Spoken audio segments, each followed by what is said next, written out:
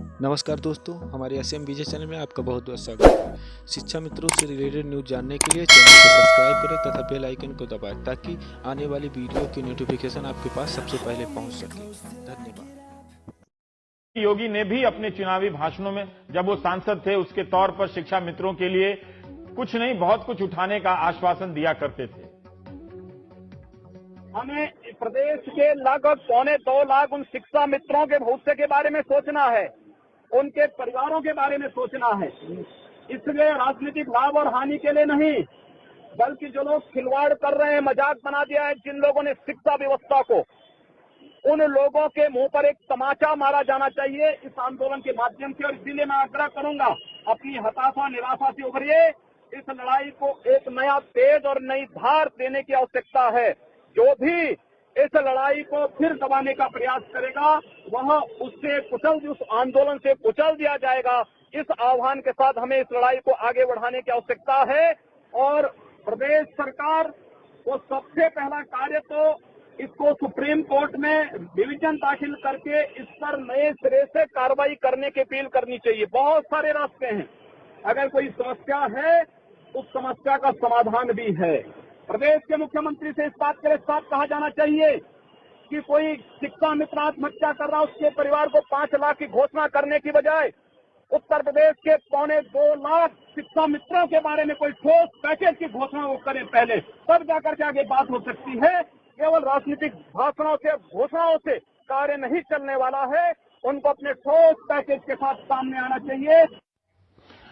सांसद थे, अब तो खुद योगी साहब ही मुख्यमंत्री बन गए हैं। लेकिन देखिए कि जब तक ये संख्या 2.25 लाख की संख्या छोटी संख्या नहीं होती है।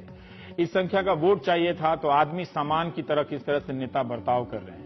पर अब खुद मुख्यमंत्री की कुर्सी पर वो बैठकर बताएं योगी जी कि उनके पास जो समाधान के बहुत सारे रास्ते सांसद के तौर पर वो देख रहे थे, वो रास्ते क्या हैं और इनका समाधान क्या है। उन्होंने तब कहा था, तब के मुख्यमंत्री को 5 लाख मुआवजा देना चाहिए जो शिक्षा मित्र मरे हैं।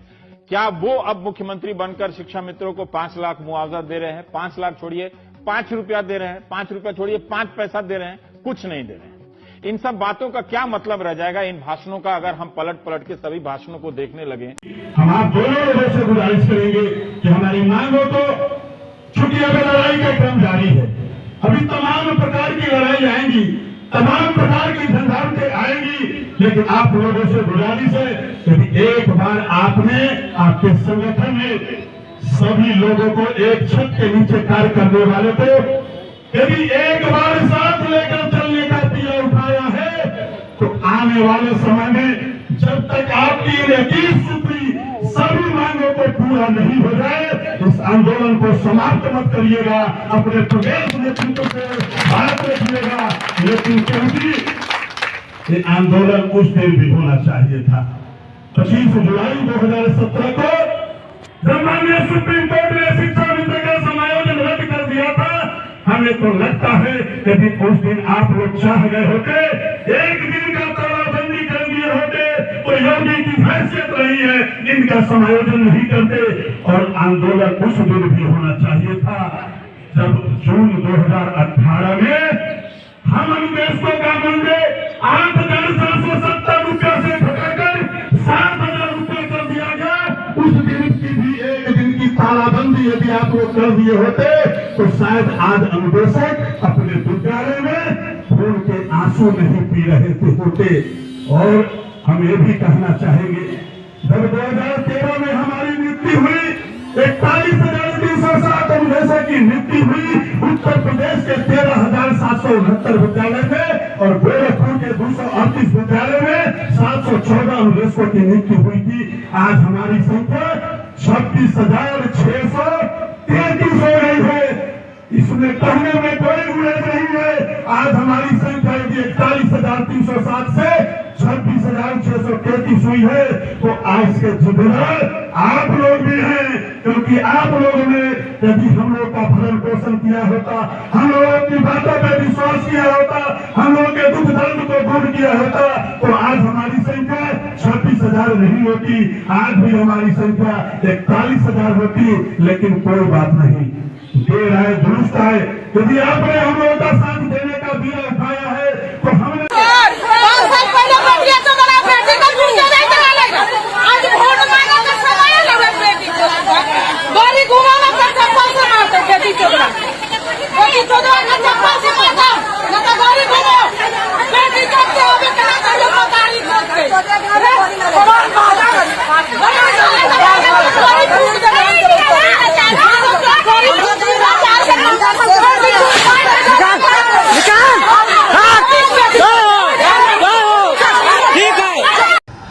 कैसे लॉकडाउन कर दिया, लोगों की जान चली गई।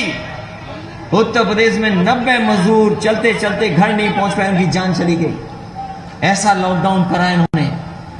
लॉकडाउन और वैश्विक महामारी के कारण जहां जान चली गई, रोजगार चले गए, नौकरी चली गई, व्यापार चला गया, और हमारे यही शिक्षक जो हमें पढ़ाते भी हैं, हमारे भविष्य को बनाते भी हैं, हमारे दिल और दिमाग को ठीक करते हैं, यही हमारे शिक्षक समय आने पर हमें रास्ता दिखाते हैं, हमें जीवन भर हम कैसे बने।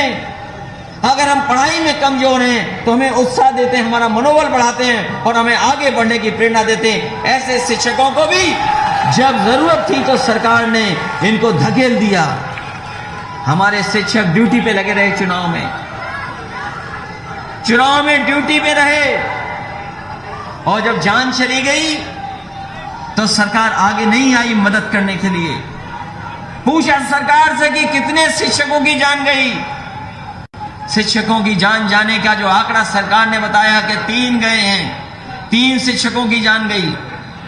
लेकिन जब शिक्षक संघ के लोगों ने जानकारी दी तो बताया 1600 के लगभग हमारे शिक्षकों की जान चली गई। कोई मदद सरकार ने नहीं की, कोई मदद सरकार ने नहीं की। 1600 के लगभग हमारे शिक्षकों की जान चली गई। दिल्ली में भी सरकार बीजेपी की, यूपी में भी सरकार बीजेपी की। बताओ हमारे शिक्षक भाइयों, किसकी मदद हुई, किसके परिवार की मदद हुई? शिक्षकों की मदद नहीं हुई। आंकड़ा भी छिपाया, पहले का 3 की जान गई, बाद में सरकार को चुप होना पड़ा जब 1600 की सूची आ गई।